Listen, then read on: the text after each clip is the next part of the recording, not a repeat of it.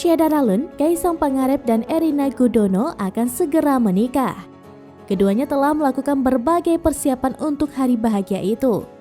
Salah satu bos Persis Solo, Kaisang Pangarep yang juga putra bungsu Presiden Joko Widodo, kini tengah disibukkan dengan persiapan pernikahannya. Kaisang diketahui akan menikah dengan Erina Gudono. Dikabarkan Kaisang Pangarep dan Erina Gudono akan menikah pada Desember 2022.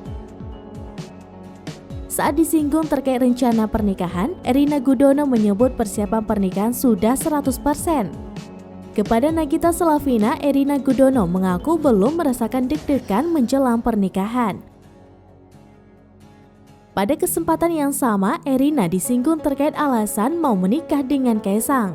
Lantaran Gigi menilai keduanya belum lama dekat, namun kini sudah memutuskan untuk menikah.